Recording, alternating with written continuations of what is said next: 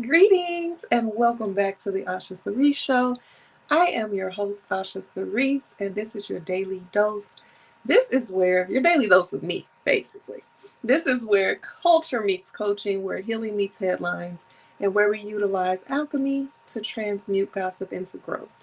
So we're not just scrolling all day, just consuming the tea, the gossip, the trending topics, and all that. We're actually pulling the lessons from what it is that we're seeing on our timelines or whatever's trending, and seeing how we can apply them to our lives. I am again Osha Cerese. I'm a certified life coach.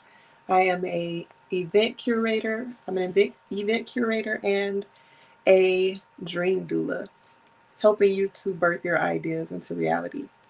And we have an amazing show today. This is episode 30. Cheers, cheers, cheers. That is a big accomplishment. I don't think any show that I've ever done has had 30 episodes. Okay. Um, I started my podcast, the Cool Weirdos podcast. I want to say there's maybe 18 episodes, and I think I dropped them like 5 or 6 at a time once a year.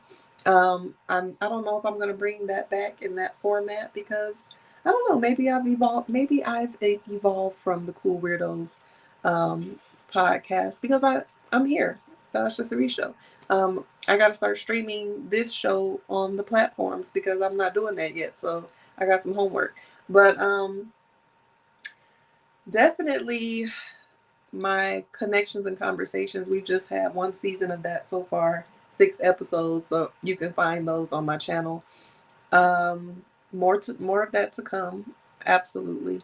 But the Osha Cerese Show, challenging myself to show up every day in the month of February, was what was needed, for consistency and discipline and flow, to get into the flow of things. And now we're shifting it to a weekday show.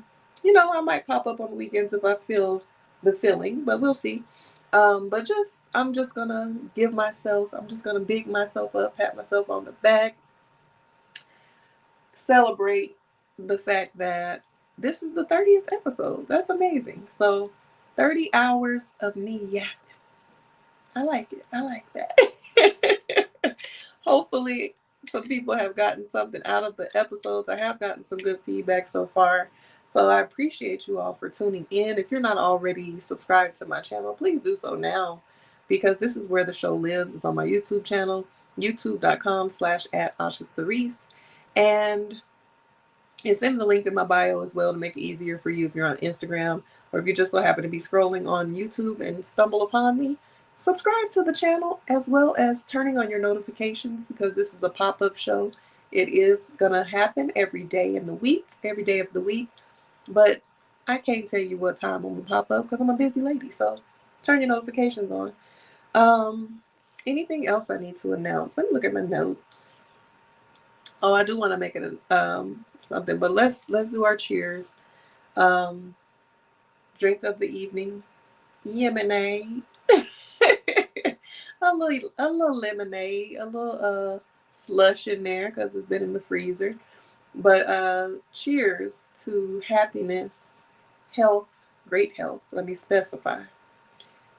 Success, love, abundance, consistency, just joy and bliss and ease and flow and all the great things. Cheers. Let's get a little bit of this lemonade. It's the perfect temperature.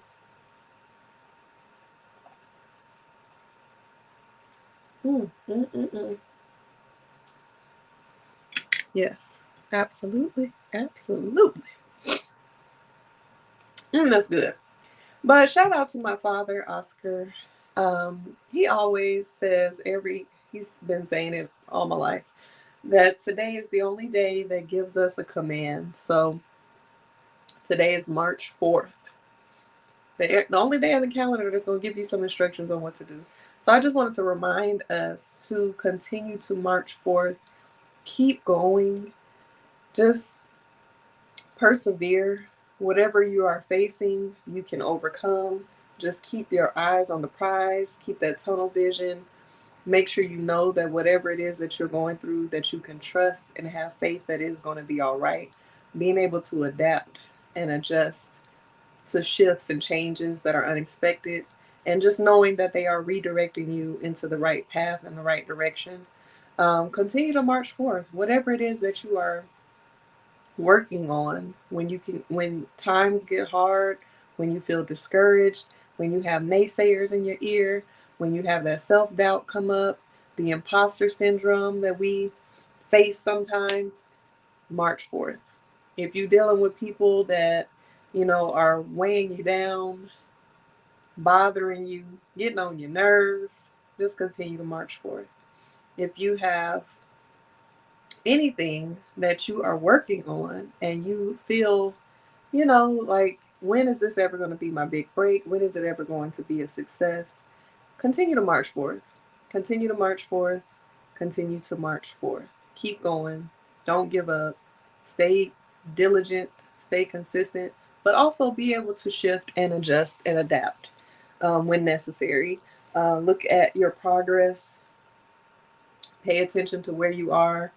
And that's why the power of journaling is really good, because you can actually track your progress with things that you have going on in life, career, love, whatever it is. Revisit some of your old journals and find out, what is it that I've been working on? What have I been desiring? What have I been manifesting? What have I been praying for? And how close am I to those goals? If you're not as close as you want to be, what are some actionable steps that you can create, that you can write down to get you closer to that goal and to continue to march forth towards that goal? Or march forth could mean leaving something behind and marching forth without it. You have to be able to utilize your discernment, pay attention to what's going on, and ask yourself or answer the question of, is this something that no longer serves me? Is this something that I need to leave in the dust? Is this something that is just not even my thing anymore? Sometimes it's just no longer what you want to do anymore. So you march forth in the direction of where you are really trying to go. But being able to adjust and embrace things as they happen and know that they are happening for a reason and for your greatest and highest, just your greatest and highest being, your greatest and highest um, joy. Sorry, y'all. Turn my notifications off. So that is my message today on March 4th. Shout out to my daddy, Oscar Bland. He is the one that always reminds us that on today we are reminded to March 4th. So happy March 4th day.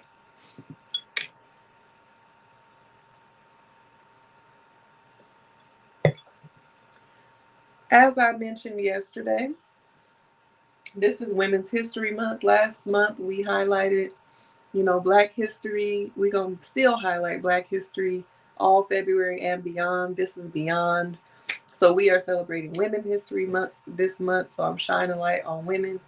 Most likely they probably going to be Black. I'm going to just keep it honest, keep it real with y'all, because those are who I look up to, the role models that I have, or people that I admire. Most of them look like me. Not saying that there aren't some amazing women who don't, but we'll see.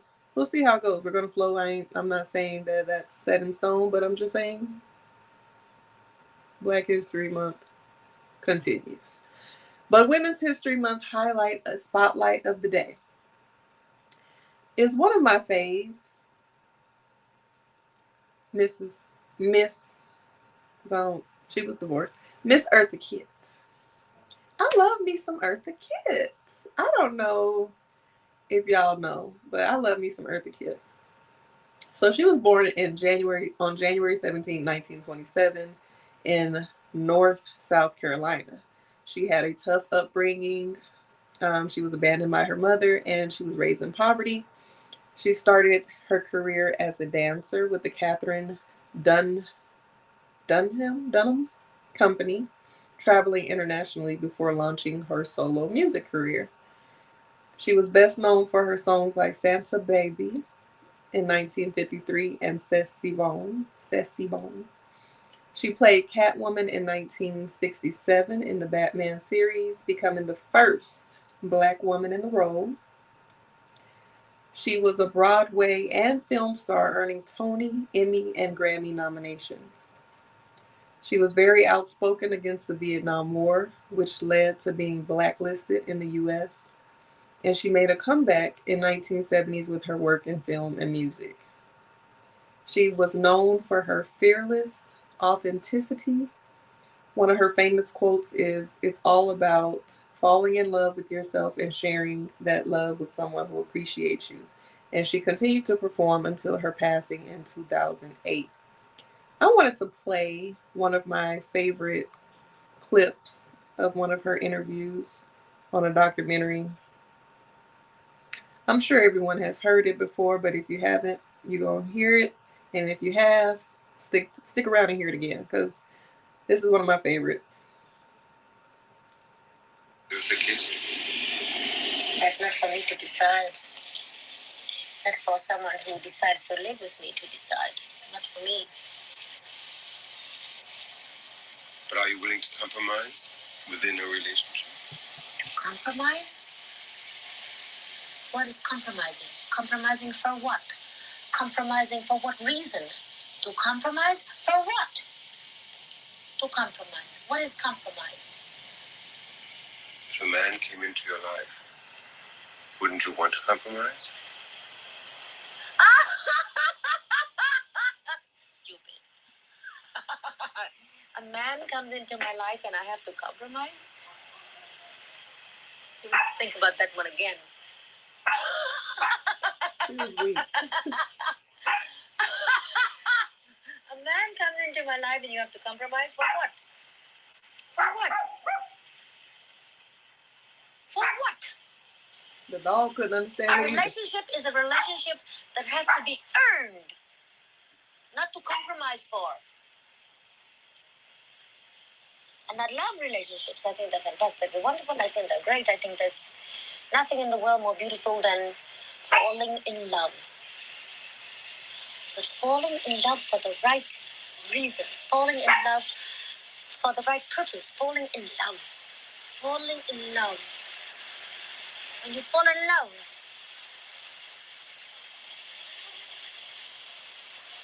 what is there to compromise about?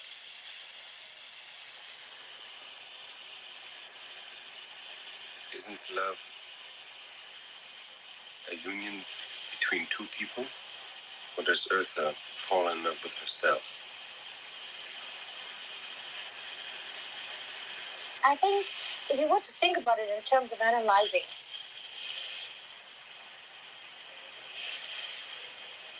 yes, I fall in love with myself and I want someone to share it with me.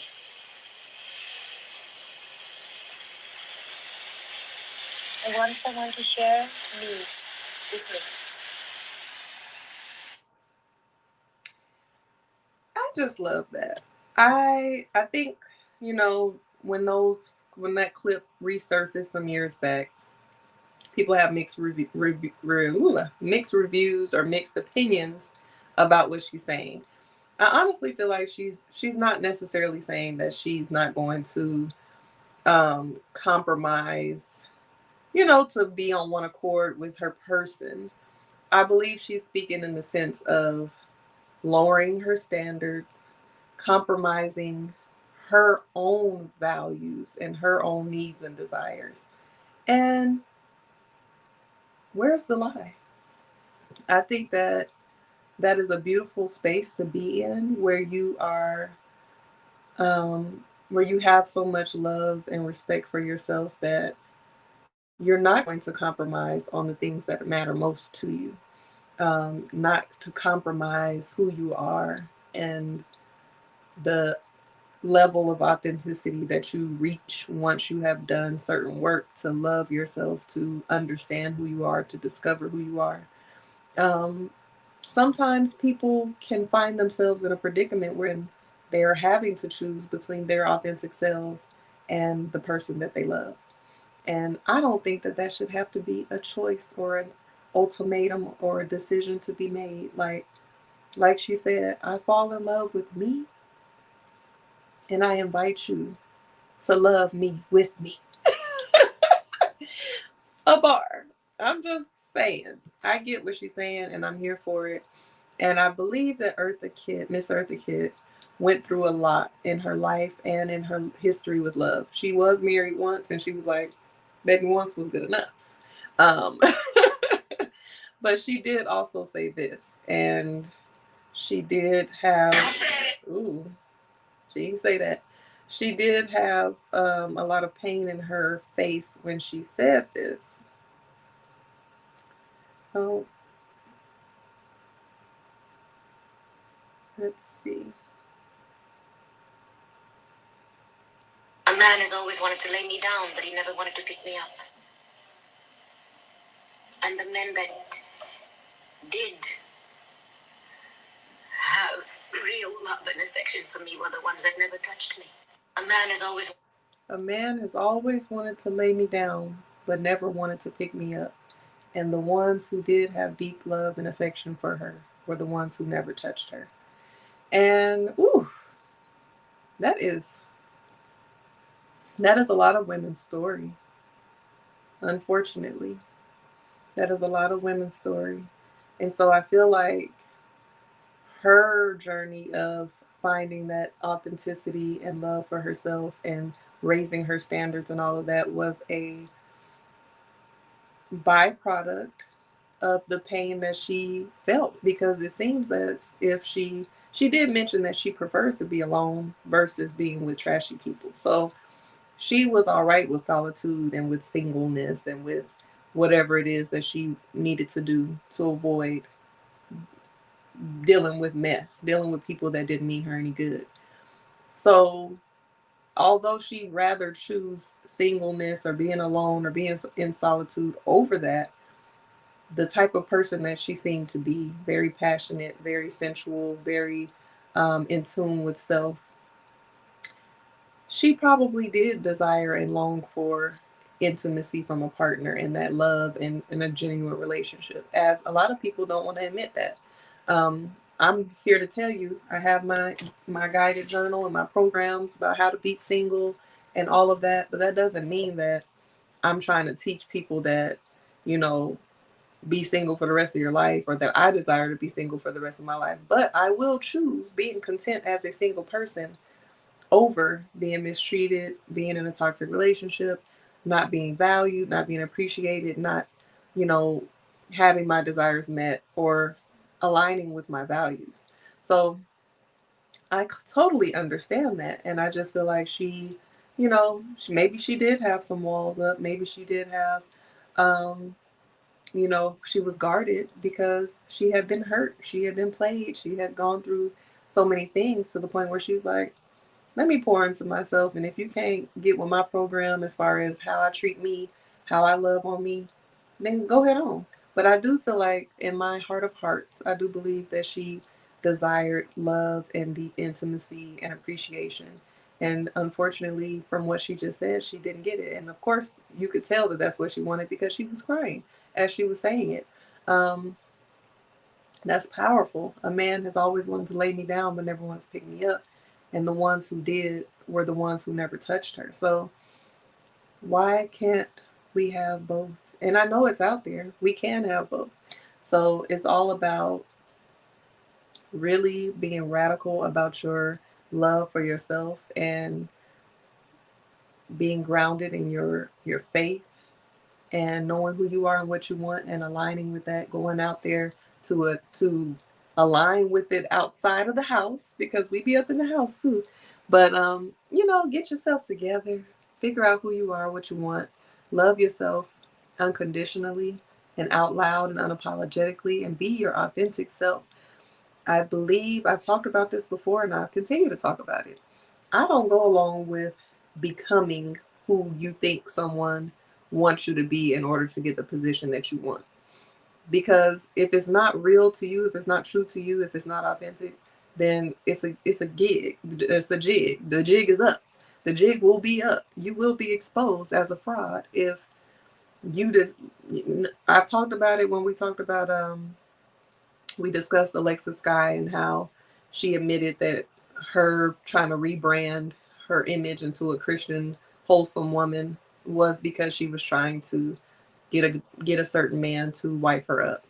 And not that she's not Christian or not that her faith is not there, and maybe her walk towards being more wholesome comes later in life for her, but she was doing it with the wrong intention. She was doing it to attract this particular man, and then all of a sudden it wasn't aligning with her personal choices and desires and personality and all of these things. So why become what you're not? If it is your wish and desire and intent to be a person who is grounded in your spirituality and your faith, and you want to be more wholesome and more modest and have this, do it for you, do it for God. If that is your intention, doing it for somebody else is always going to crumble because it's not authentic. So that's all I'm saying. So when it comes to, being yourself, and yourself may not be a cookie cutter image of a perfect woman or whatever perfect means. I guess the societal norms, or whatever it is that people have in their head of what makes a good wife or a good woman. If you don't fit into that mold, maybe you are a little bit left of center, and you meet a man that appreciates those qualities in you because you are so authentically yourself and so confident in who you are, left of center or wherever you fit. Um, and that'll be an authentic relationship, that someone is loving you for you because you love you for you as well. And speaking of this cookie cutter image, but we're going to say we appreciate and we love all of the work and all of the beauty and all of the love and the quotes and the wisdom that Miss Eartha Kitt gave us. And I am hoping that I can manifest into reality. I would love an Eartha Kitt biopic starring Andra Day. I just feel like Andra Day would do amazing. I do think she played Billie Holiday, right?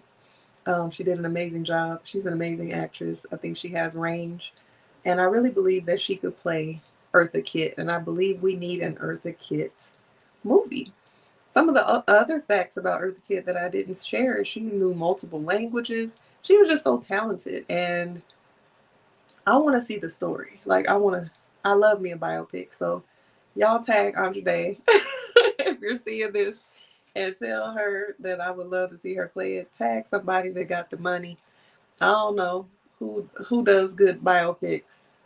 Whoever did What's Love Got to Do with It, Malcolm X, Spike Lee. Spike Lee, you want to do the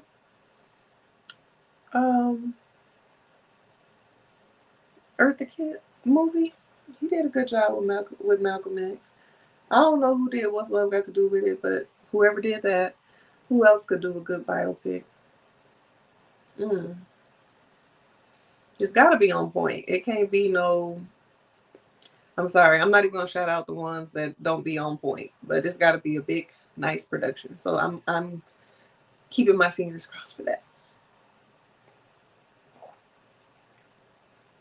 Because we about to get a Dionne Warwick biopic movie, however you want to call it, starring Tiana Taylor. I think that's gonna be good. But speaking of not fitting the mold into the perfect cookie cutter woman, let's talk about how Sherri Shepherd. I haven't watched one episode of Sherri Shepherd. I'm sorry. Um, when she took over Wendy Williams' slot, I don't really watch daytime talk shows as much. I did used to watch Wendy Williams and The Real and things like that, but I'm not really. If I don't catch it when it's on, I don't really see it. So I haven't seen any episodes of Sherri Shepherd um, to know how she's doing as a host. But I did catch a clip earlier that's gone viral. And she basically was calling out the fashion at the Vanity Fair after party of the Oscars. She called out a few names that I heard on this clip. I don't know if she mentioned anybody else, but the three that I heard her talk about were Zoe Kravitz. What is Kanye West's ex name? Let me see, because I don't be remembering folks' names. And I really didn't even pay attention to that part of what she said. Hold on. It's something Fox. Something Fox. Vanity Fair. Julia Fox. So Julia Fox, Zoe Kravitz, and Megan Thee Stallion. So Julia Fox kind of gave um, a strange version of Bianca Censori, which is they're both have been in the Kanye West or the Ye. He's rebranded himself to Ye. They've been his lover. Julia Fox is his ex-girlfriend. Bianca Censori is his current wife. You know, we already talked about at the Grammys, she dropped her fur coat and she had on a sheer invisible dress showing her full naked body. Now, Julia Fox then popped up at the Vanity Fair Oscars after party show or after party with a similar dress, but hers had weave on it. Whose idea was that? I don't know. Um, Zoe Kravitz had on an outfit, a dress or an ensemble where her butt cheeks were out. And Megan Thee Stallion had on a gown where the top was exposed and she had on pasties covering her nipples and areolas. So Sherri Shepherd said she was putting on her auntie wig to basically, she said she's not shaming them, but she just said that she feels like this is distasteful and it is not appropriate. And she feels like, you know, little girls are looking up to women like them and they are role models, whether they want to be role models or not. And she just feels like it's gotten out of control. My personal thoughts about this, I did see a lot of the comments. People agree. People agree that this is out of control. Women need to take responsibility for being role models for little girls. People are saying anybody that disagrees with what she's saying, they're part of the problem. I get all that. And there are some people that lean more towards what I'm about to say. I personally, I've said it before, I'll say it again. I do not agree with grown adult women not being able to express themselves through their art and fashion in the way that they desire to express themselves through art and fashion at appropriate places.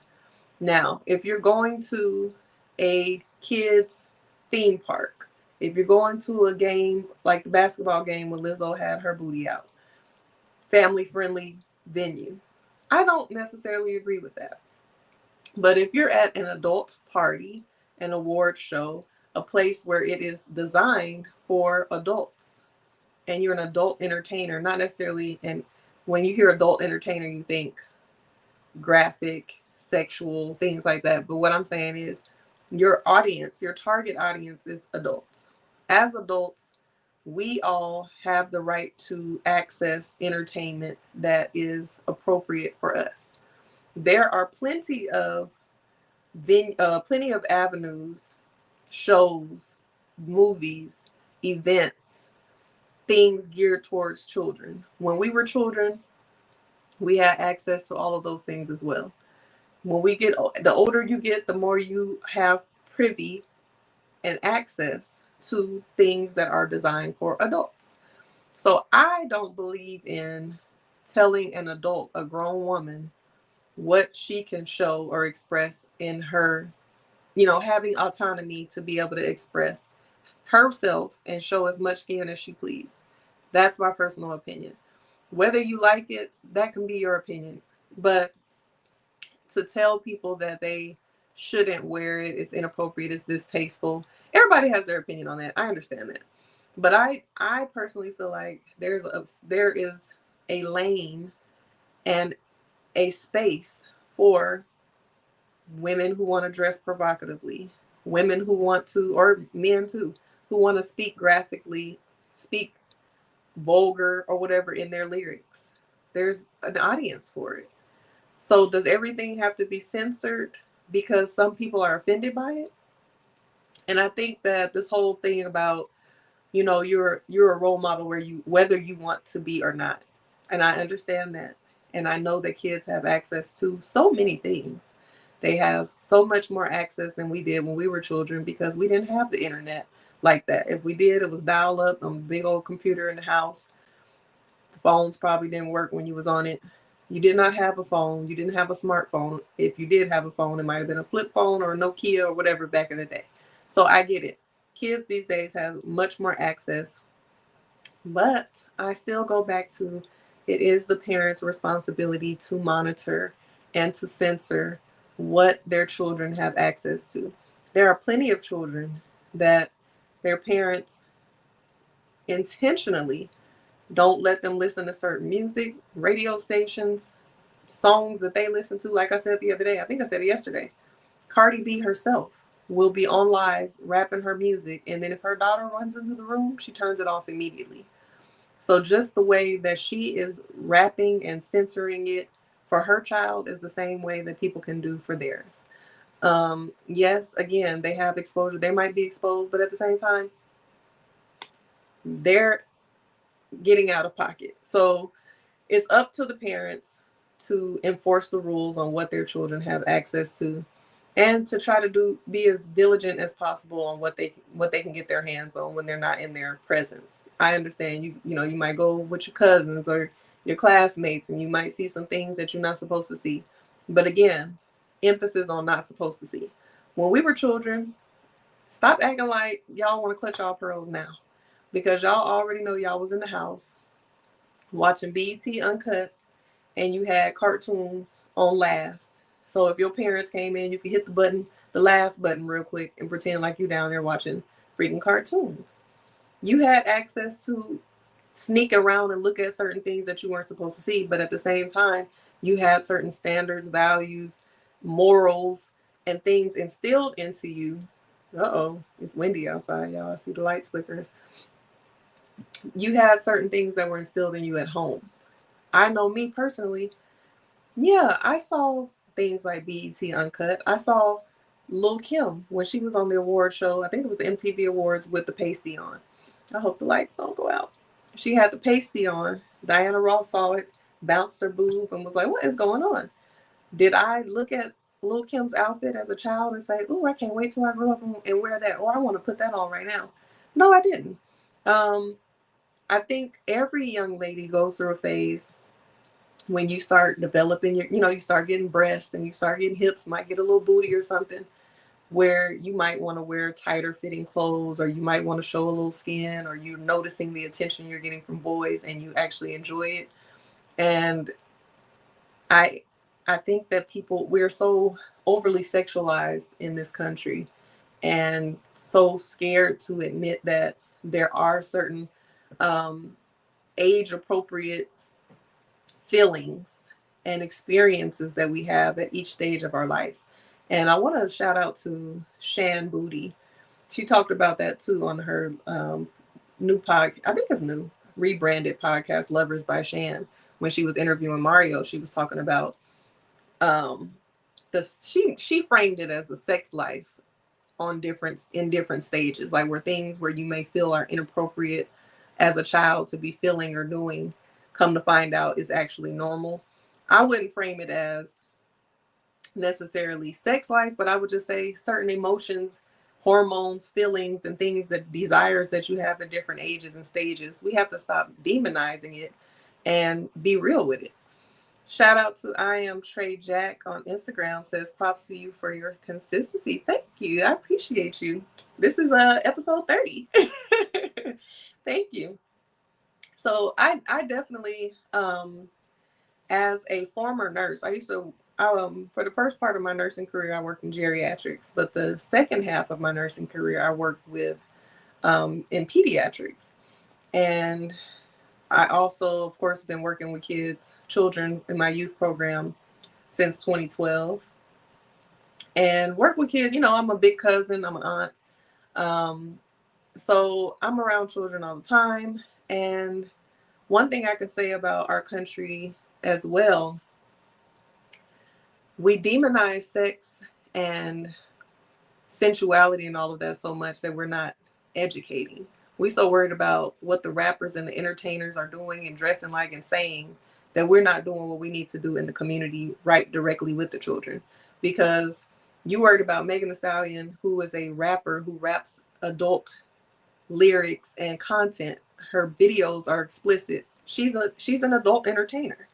You worried about what she got on at the red carpet at the after party of the Oscars. Meanwhile, these young ladies and boys, these young children are not being educated about sex. I'm gonna tell this story. I met this guy at the DMV one time. It was about probably like 6, 7 years ago at this point. He was an older man. I'm out there as a damsel in distress, needing to get my new license plate put on the back of my car. I have never had to do it either. It's always been a man in my life that does it. This time I ain't have a man available. So I'm standing out there. I got the wrong type of screwdriver. I'm trying to figure it out.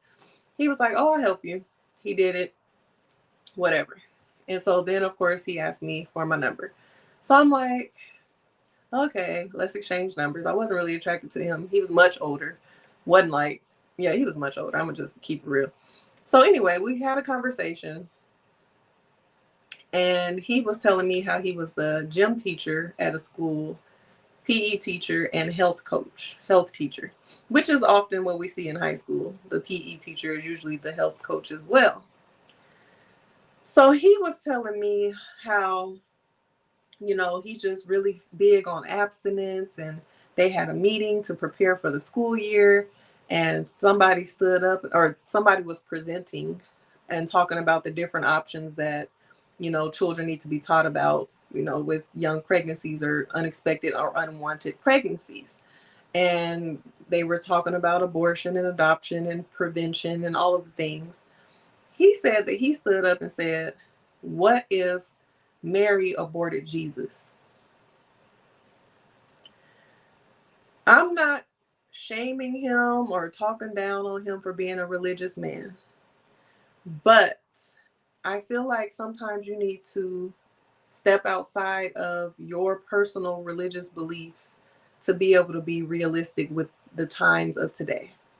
We would all love for children to be abstinent and wait until they're older and their brains have developed and they've lived a little bit and they're able to make great decisions about their body and all of that. Of course, we can teach them about abstinence. We can teach them about, saving themselves and their virginity and their virtues and all of those things. But the reality is, these kids are having sex. As a nurse working in pediatrics, I was seeing them every day coming in with STDs, not understanding how they contracted them, not understanding how it works, being pregnant, get uncurable STDs. Just one boy came in with so many. He was just so detached. Oh, it's kind of making me emotional. He was just so detached about his sexual health. He was a homosexual young boy. He had almost every STD you can think of, except for maybe one or two. And I had to give him an antibiotic shot in his hip, and he was just blank. Like, we told him all his diagnosis, and he was just like, did not care. Young lady losing their virginity for the first time. Herpes for that's devastating to hear. You finally decide to give your body to someone, and then you contract something that you supposedly can't get rid of. Depending on who you talk to, you might be able to cure it holistically. I don't know. But I'm just saying, like, the education piece is not there. So when sometimes I would ask the teens, what are they teaching you in school about sex? Nothing. Don't do it. That's not enough. We got to be real. Then I've talked to some parents that are uncomfortable about talking to their kids about sex. I'm like, I just hope they just wait until college. Keep hoping. Keep hope alive and see how your child turn around pregnant or come up with something because you've been embarrassed or cringing at the thought of having the conversation. So that's why I am so big on educating when it comes to that. Me and my coworker and friend, we have presented the idea of like having sex education and all that at the place that I used to work at as a nurse. And of course they reviewed it. They said it sounded like a good idea and nothing came about it. So I do speak a little bit about it in my program as well. But the reason why I'm bringing all this up is I just feel like we're prioritizing the wrong things that don't matter. Like, when you say you want these entertainers to be your child's role model, I just don't go for that. I feel like it starts at home. Like I said, I had access to certain things as a child that I wouldn't didn't have no business seeing or looking at, and maybe, I did at one point feel like, oh, I want to, I got these curves and these new things, and I see that boys are liking me, and but I'm listening to kids my age talking about their sex experiences and learning about it through that. But I also, my role model in the house was my mother. Like my mom, she was always, a beautiful, sexy woman, but she was also classy, and the way she carried herself was very classy. And then I had my father as well. So a lot of times, young girls, your confidence and sometimes your values when it comes to how you carry yourself come from the way your dad has instilled certain things in you as well. Not saying everyone has access to a two-parent home or everybody has access to their father or if their mom is a great role model, but there are other people that could be in your circle and in your village that are role models. And I still kind of low key believe in don't do as I do, do as I say in some cases. Because you can't do every damn thing an adult does. Just because you see an adult dropping it like it's hot, wearing their breasts out or whatever it is that they're doing, that's for adults to do and decide to do. That's not for kids. So if you tell your child, this you just got to teach and educate and enforce, and also not demonize sensuality, sexuality, and autonomy of your own body. So I feel like a lot of times people miss the message, judging the messenger. Like Sherri Shepherd did point out, okay, Megan Thee Stallion, you are a role model because when you went to college, you influenced so many girls to do that too. Okay, take what they say, take the meat and leave the bones.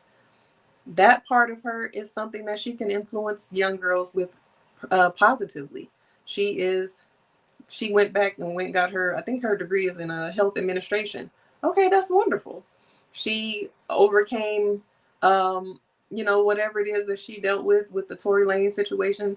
I'm not here to talk about whether it happened or not, but getting out of a situation where you were harmed and you've overcome that, or you getting out, overcoming depression. There's other things that young people can take from what she's done. I kind of feel a little bit personal about when it comes to people judging the way an adult carries themselves in a certain way. I feel like just because you have your life as an adult does not mean that you can't be a role model for the youth, because again, stop judging the messenger and missing the message.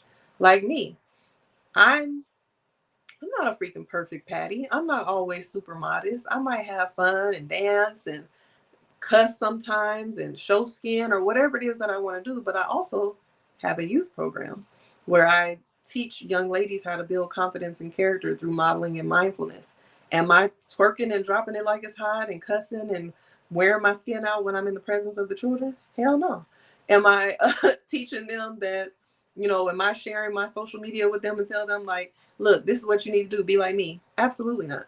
I'm teaching them how to, you know, learn through the tools and the skills and the exercises that I provide for them. And I think sometimes people put things out of perspective. The perfect example for me is Beyonce. Beehive, don't get me if I say something that offends you. But Beyonce is one of the biggest, well-known, greatest entertainers that we have. She is a role model for young ladies because she is so talented, creative, resilient, beautiful. She's a wife, she's a mother, she is a creative, she is a boss, she is um, someone that has built an empire for her family. She is in tune with herself, in tune with her spirituality. She reps her blackness, all of those great things that she has to offer. Imagine if she said, I'm creating a youth program that I want to pour into the youth, which she probably has. But she's also a grown woman who entertain her target audience is mainly adults. Beyonce wears leotards on stage with most of her butt out. Her breasts are usually halfway out. Her lyrics are sexually driven. She talks about sex and all type of stuff in her lyrics. She cusses, but she's also has all these other great qualities of her that she can help instill in young ladies and that they can admire. So what I'm saying is, we got to stop worrying about what grown ass women are doing on their grown ass woman time in a grown ass women spaces and places. And when they want to share certain things with the youth, that's on them. We got drug dealers, killers, and all type of people that got youth programs. They got nonprofits support back into the youth in the community.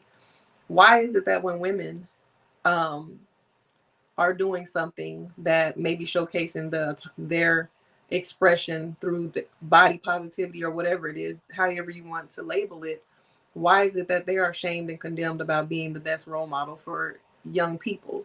But again, you got killers and drug dealers and people that is saying all kind of crazy stuff, and then when they want to give back to the, oh, I got a football team, I do this, I got a boys camp, da da da da, it's praised, as it should be, because whatever you're doing on your grown ass time, that's not the image that you want to be portraying to kids. But at the same time, they got all kind of options of things that they could be tapped into for children. But who's enforcing it? It starts at the home, it starts at the schools, it starts in the communities. So whatever it is that we can do to pour into our youth, to build their confidence, to build their knowledge, to keep them in a child's place as much as possible, we all have to do that collectively and stop just depending on the entertainers to be the damn role models. I'm just saying. So again, don't miss the message, judging the messenger. What are y'all opinions about this? Because I know y'all got them, and I welcome them. If you feel like, women are doing too much on these red carpets, they showing too much skin, the kids are watching, they need to cover up, tell me. That's your opinion. I say, kids, go get y'all some business. Go put on Gracie's Corner. Go turn on Tab Time. Go put on something that kids should be watching. Go read a damn book. Go do your homework. Go get off the TV. Put the phone down. Parents, put the parental guide on there. Or just have a conversation. We can't stop shielding children from everything either. I remember going to Juneteenth. Juneteenth is like, in Colorado, is like one of the biggest Juneteenth, if not the biggest Juneteenth celebration in America. So I grew up going to Juneteenth celebration every year. I remember specifically, vividly, walking behind a couple, and this woman had on some assless chaps with her whole ass out, and she looked great. She was shaped amazing, and I kind of was like, you're a child, so you're like, wow. But at the same time, I admired her confidence. I thought she looked dope to me. But it's not like I was like, damn, I can't wait till I get older to put me on some assless chaps. But I did recognize that she owned that shit. She looked good. She was with her man. She was grown as hell. And whatever. But I wasn't traumatized by it. So I think sometimes we just overly sexualize so much that kids ain't even studying that. Like I said, I saw Lil Kim with her pasty on when I was a child. And it wasn't just like, oh my God, I want to be like her. I want to put that on. It was just like, oh, that's her fashion statement. Whatever. I think we kind of also underestimate kids' discernment. Children know what they vibe with and what they don't. They know right from wrong. So even if they're seeing it, that doesn't necessarily mean that that's what they're striving to do and be. It starts at the home. So y'all tell me what y'all think. I wanted to share a couple of more things. Where we at? I saw a post where a man on Threads listed 20 plus. No, let me read it. Let me read it because he actually did. His post says, I can literally name 20 things more intimate than sex. Y'all not y'all not lovers for real. Well, he said y'all not real lovers for real. But then how about he didn't list the 20 things?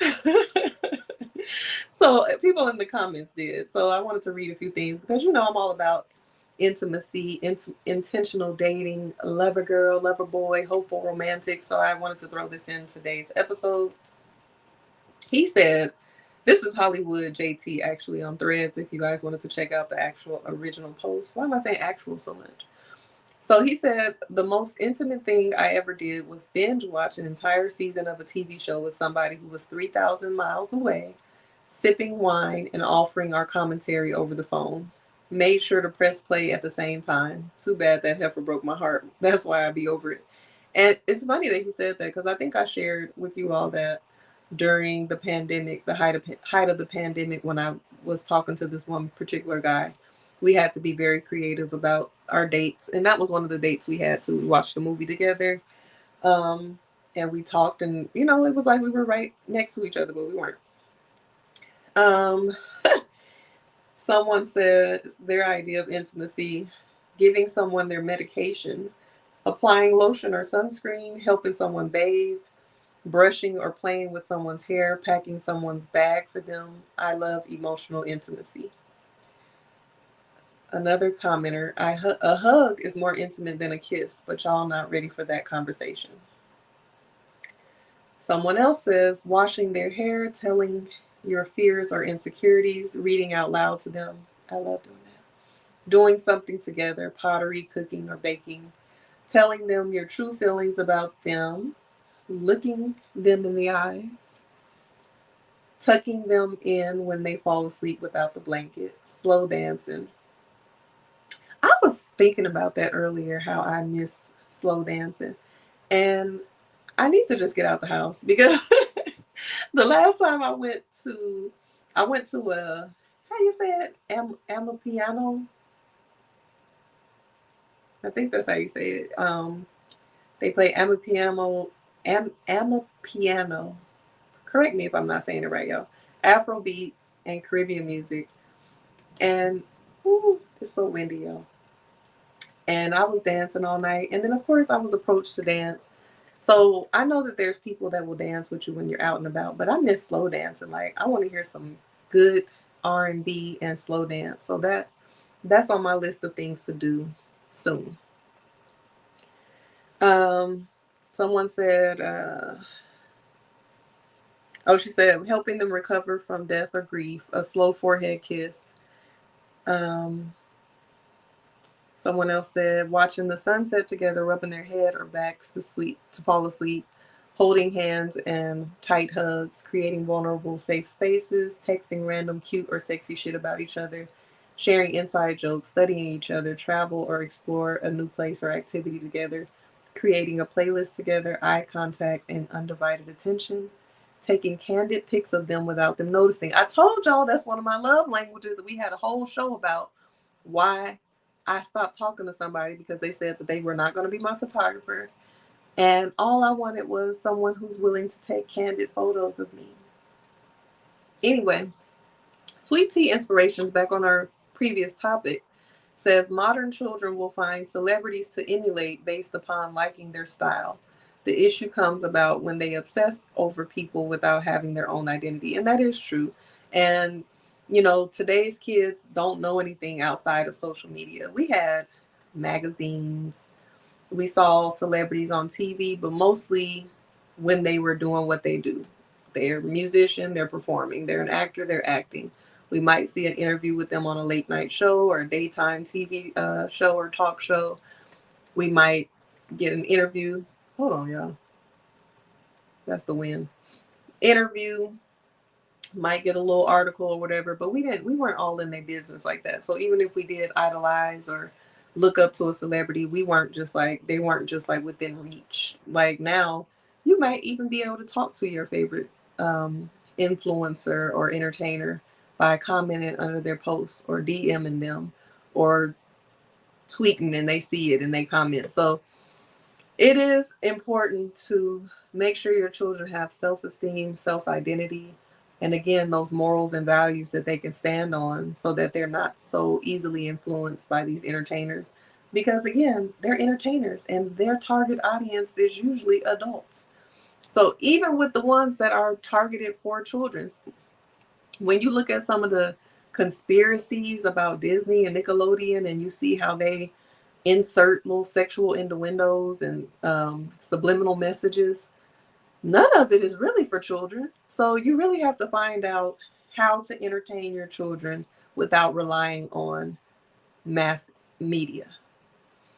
because it's hidden all throughout all of it. So you just have to be careful and be diligent and make sure that you are instilling confidence and character into your youth, and stop demonizing things so much, and maybe just helping them understand what it is, what it means, what's age appropriate, how to handle their big feelings and their big emotions, and the things that they are growing to feel, to learn. A lot of the things I remember I was a little green as a child because, again, my parents, kept me, I don't want to say sheltered, but I grew up in the house. The only people that I was spending the night, only house I was allowed to spend the night at was my grandmother's. And even that was like, okay, which, it's cousins, it's family only. I wasn't allowed to spend the night at no friend's house. One time that I think I probably at that point was 13 or 14 years old, and it was right across the street. Um, so I wasn't exposed to a lot. I remember a lot of the things that I was exposed to when it comes to sexual things was from peers. I remember being, let me see, what grade was I in? When I went to sixth grade, I got exposed to a lot that I had no idea about. Because in elementary school, I didn't have access to all this stuff other than, maybe what you see on BET or HBO. I might have seen some things a couple of times. But like, when I went to the Denver School of Arts in sixth grade, so this is 6 through 12. So I'm in there with 11-year-olds to 18, 19-year-olds, depending on how late they started high school. And I saw a lot. There was a lot of, you know, romantic relationships going on. I'm coming from elementary school. You might have a little puppy love, boyfriend, girlfriend. Somebody might kiss and run and laugh and hug, hold hands, maybe. But here, folks is making out. Some of the relationships are same sex. I haven't really been around that.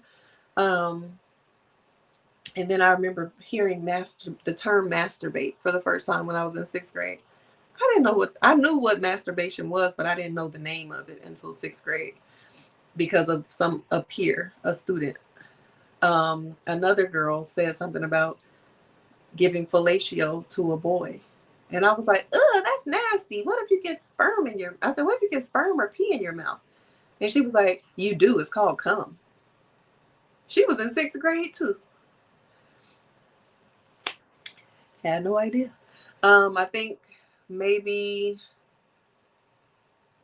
eighth grade, went over to one of my cousin's friend's house around the corner. She had um an adult film, and it wasn't like the adult films that you would see on HBO, like softcore. This was hardcore.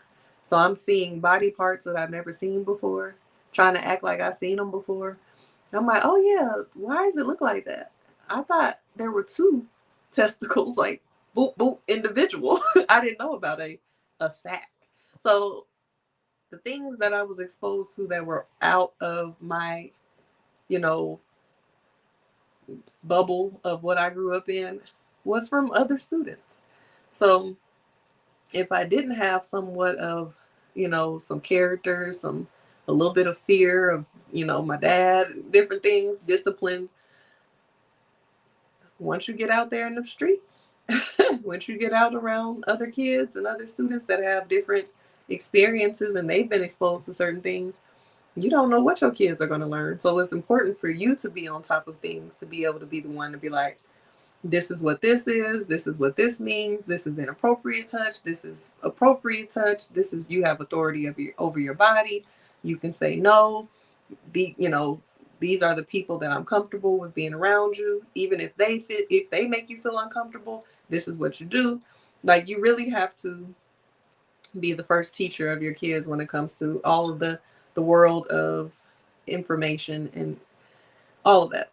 So I'm not denying that it's happening. A couple more things before we wrap up. I saw another post about this lady was detailing the fact that she had been talking to this guy. I think they matched on the app. They weren't talking very long. And Let's get the details, because I didn't get a chance to re-listen to it right before the show. So let's just listen to her tell the story while I sip on some lemonade. Of course, my phone is taking forever. So I think they matched on a dating app, talked for a few days. I want to say, if my memory serves me correctly, they might have been in different states. But let's see. I didn't click the wrong button. Hold on.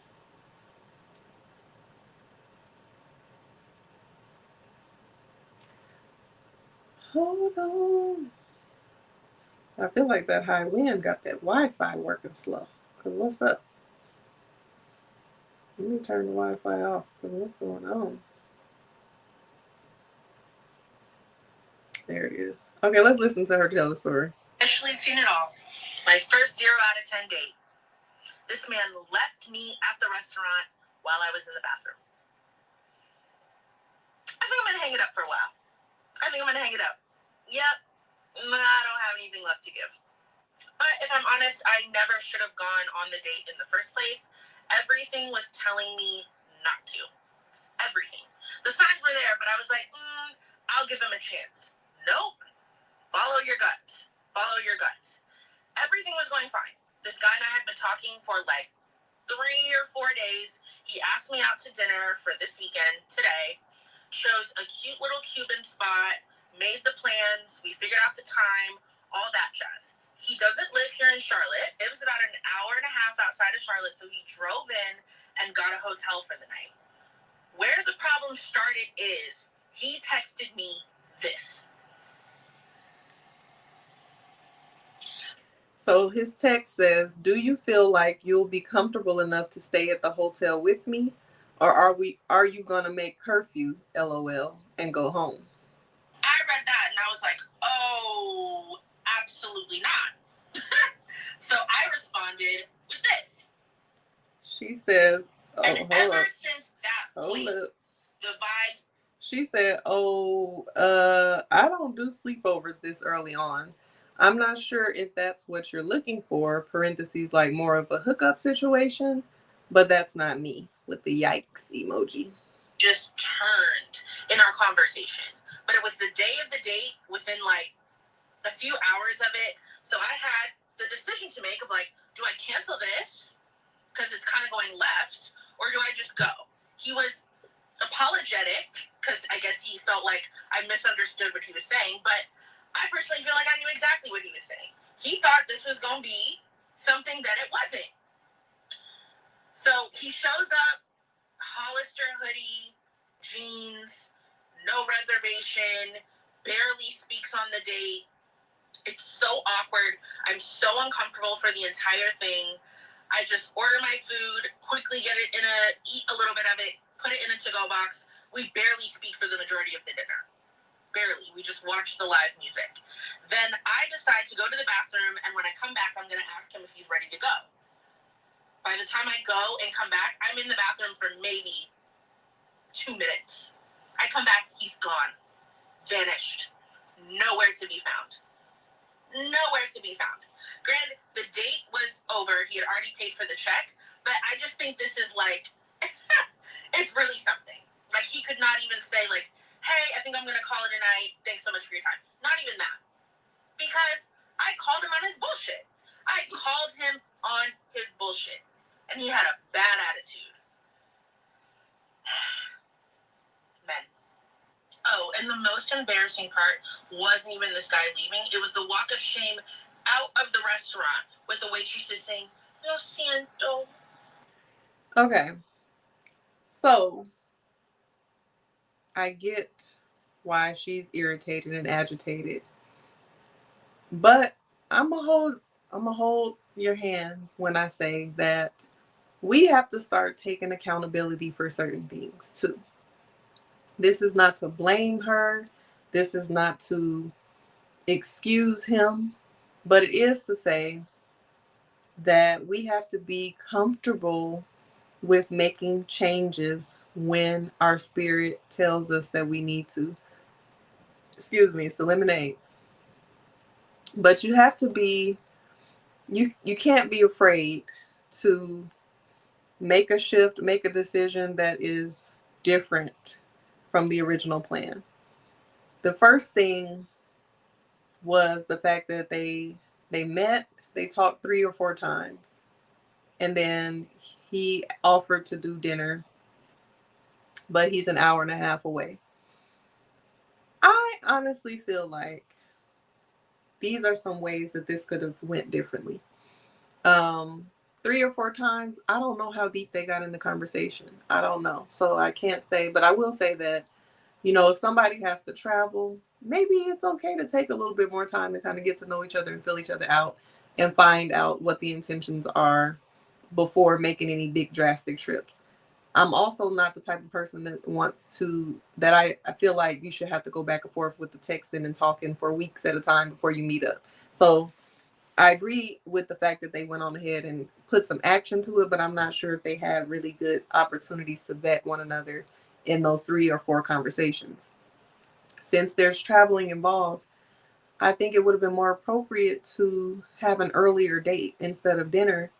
They could have met for breakfast or lunch or brunch. Brunch probably would have been nice. That way he could have come early.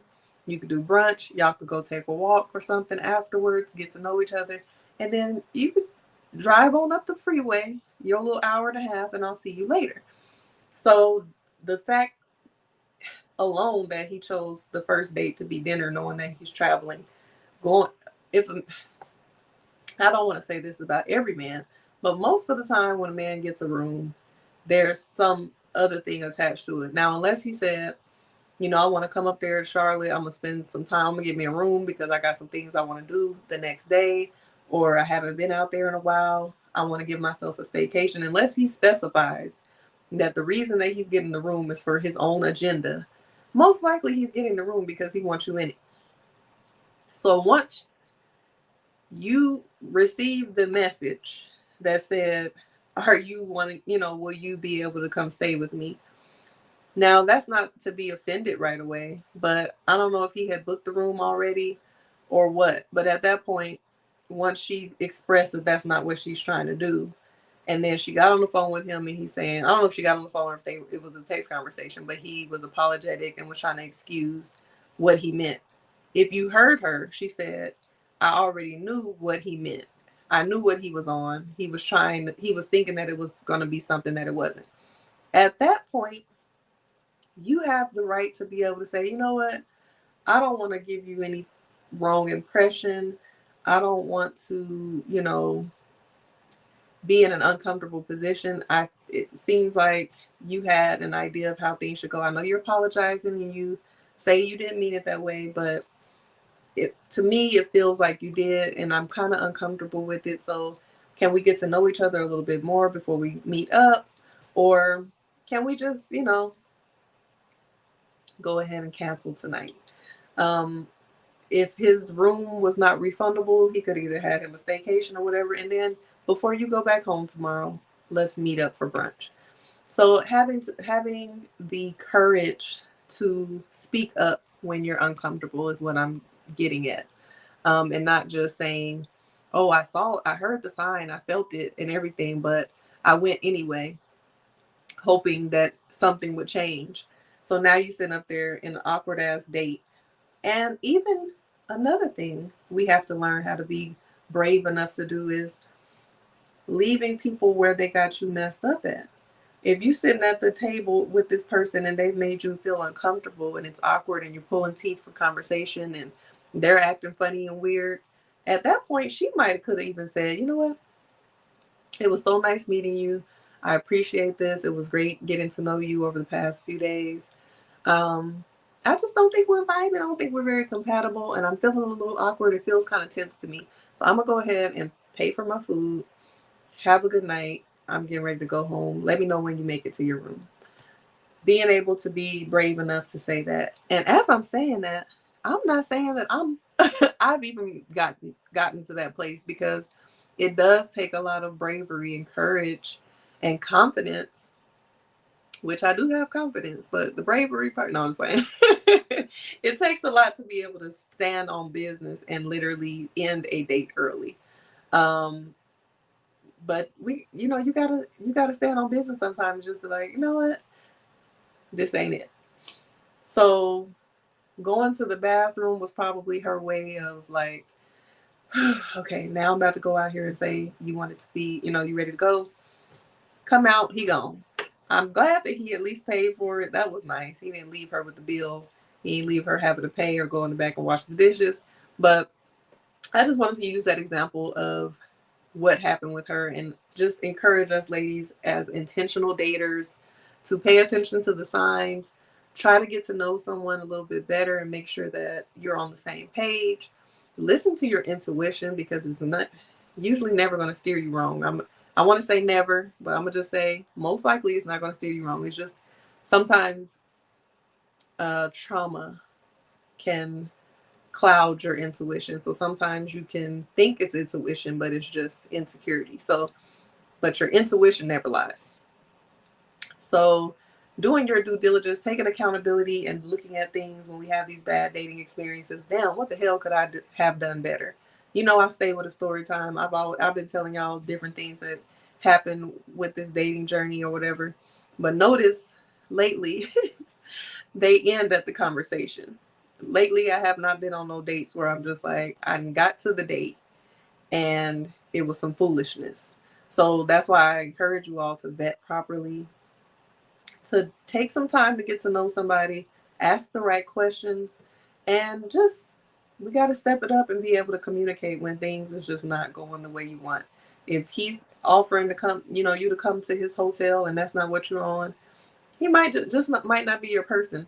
And that's not to say that it was for her to be like, oh yeah, I see what you on, I'm good on you. But the part that I want to shine light on is the fact that she said that she felt that that was what he was on. So the signs were there and she overlooked and ignored them in order to go on this date hoping for the best, and she got what she already knew that she would get. So let me stop yapping and give y'all a few um, journaling prompts. Hold on one second. I just wanted to make sure I got all the things out. I was talking about the intimacy, so I read Sweet C's comment. So I want y'all to share with me some of the things that you consider intimate outside of sex. And we're going to talk about that a little bit deeper on a different show because I know I kind of rushed through that conversation.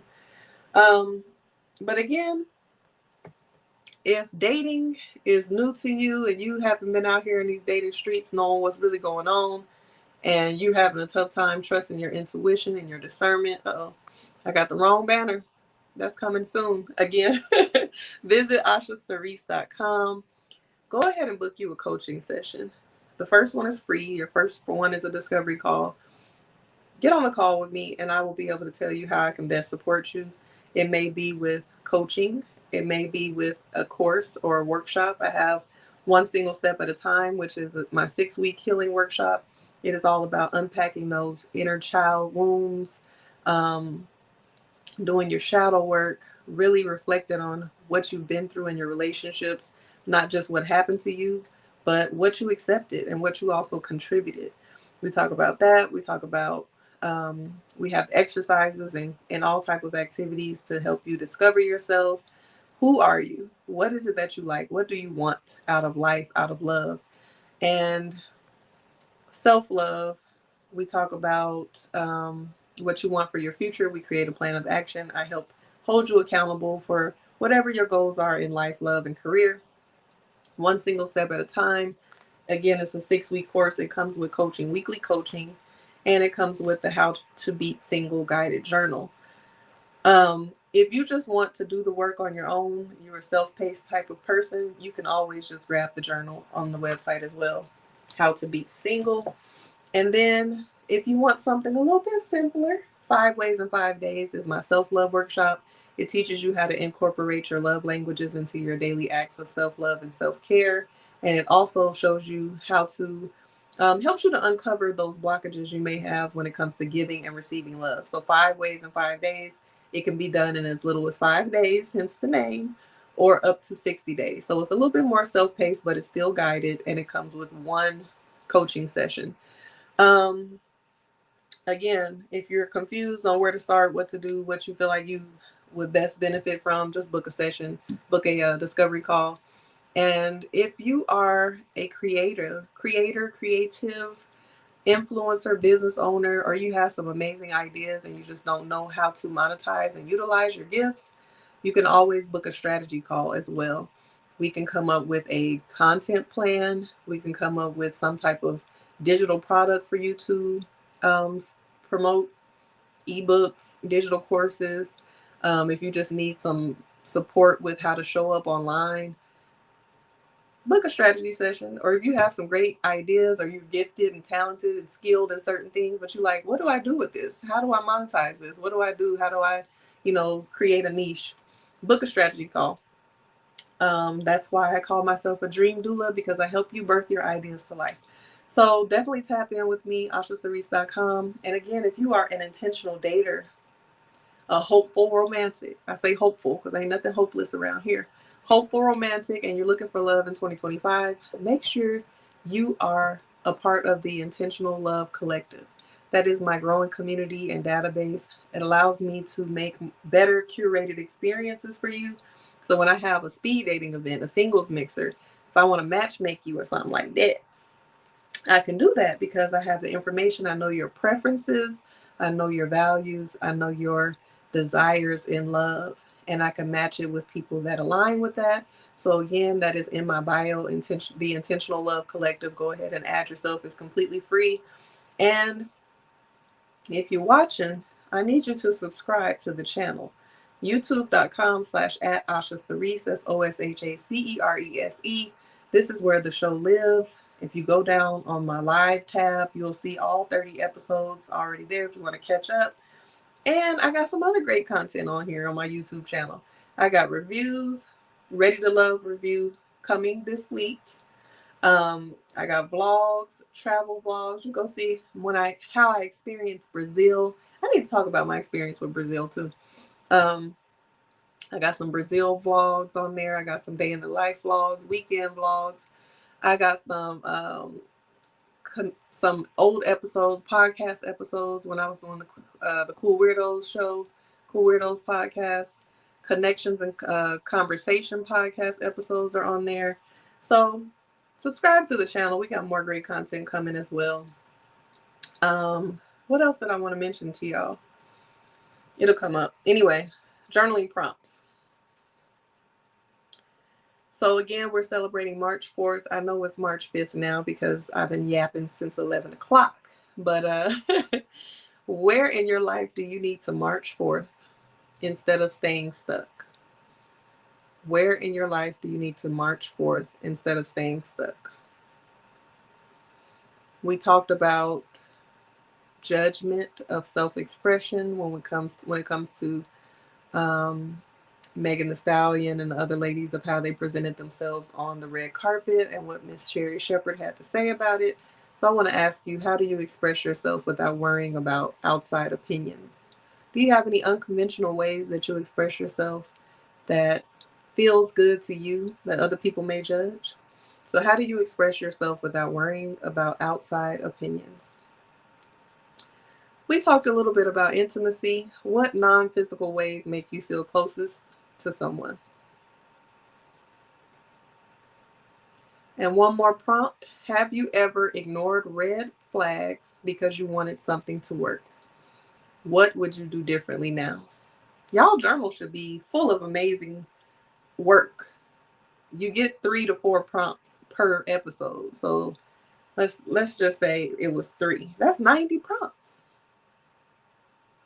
Your journal should be full of stuff. But anyway, thank you all for tuning in. We talked about Miss Eartha Kitt for Women's History Month today. We talked about self-expression. We talked about intimacy beyond sex and trusting the red flags in dating. So just remember to continue to march forth and be yourself. Know yourself. If you don't, book me as your coach. And I hope you all are having a wonderful Tuesday evening. Tune tune in tomorrow. Make sure you're subscribed to my channel, y'all. I want to see some new subscribers when I get off this live. And don't just subscribe, also turn your notifications on, because this is a pop-up show. I'm popping up randomly. So you want to make sure you're here spending time with me live. And thank you so much. Cheers to episode 30. I will see y'all tomorrow. Good night.